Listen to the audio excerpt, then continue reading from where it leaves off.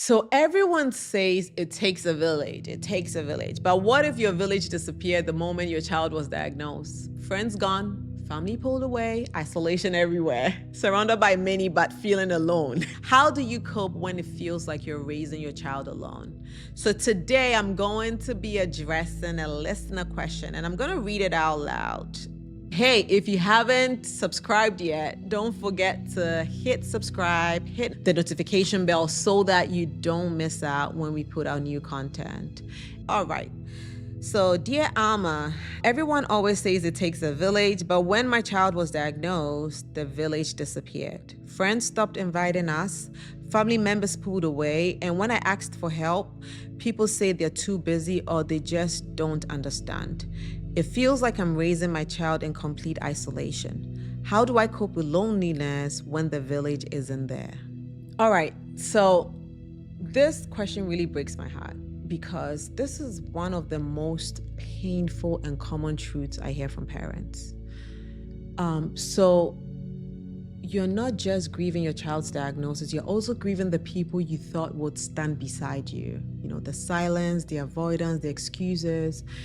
And I want to validate how you feel because it's not in your head. It's real. And it's not your fault. People pulling away is a reflection of their discomfort, and it's not your worth. Okay?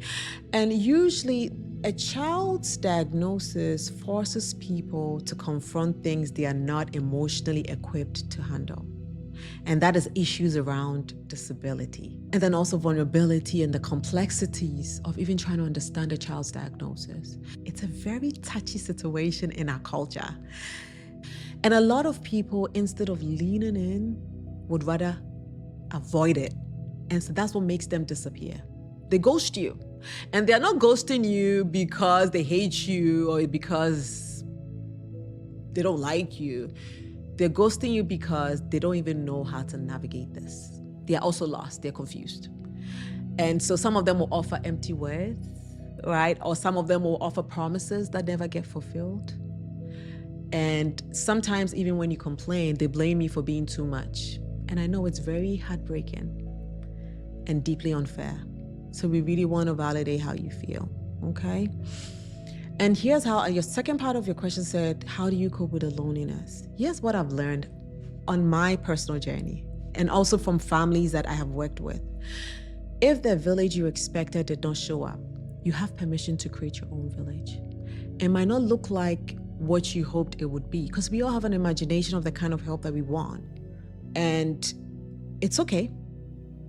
But we can't create a village. We can create an alternative. And rebuilding your village starts with radical acceptance, acknowledging the reality that, hey, the village I thought I was going to get didn't show up. And you want to start with one brave connection at a time. So reach out to another parent on this path. Not everyone will get it, but someone out there does. And it takes just one person to start creating a village. The second thing is you want to join a safe space, online groups, virtual listening sessions, or in-person communities, support groups where you don't have to explain your child's behavior or your exhaustion or what you're dealing with. You just get to be seen and show up. And another thing is you want to get to a place where you start to lower the bar for people. Because sometimes we have high expectations of people. We put people on the pedestal. And so when they don't show up, we get disappointed. And so this is the radical acceptance piece where you need to get to a place where you realize, hey, people will show up when they can, and it's okay if they don't because that's the reality. Accept the reality and lower the bar so that you don't even give room for disappointment because you just know people will definitely disappoint you sometimes, right?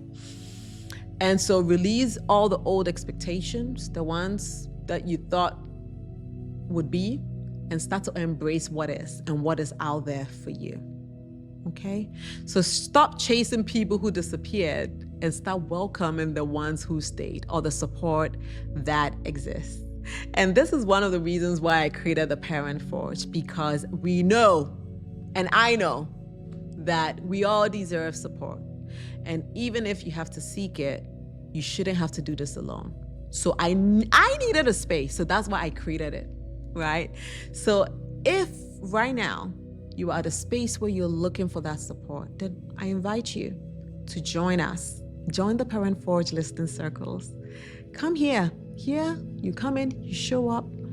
You don't need to explain yourself. Just show up and be and connect with other caregivers. And, it's free. It's weekly. Go to our website, theparentforge.com, to find out more.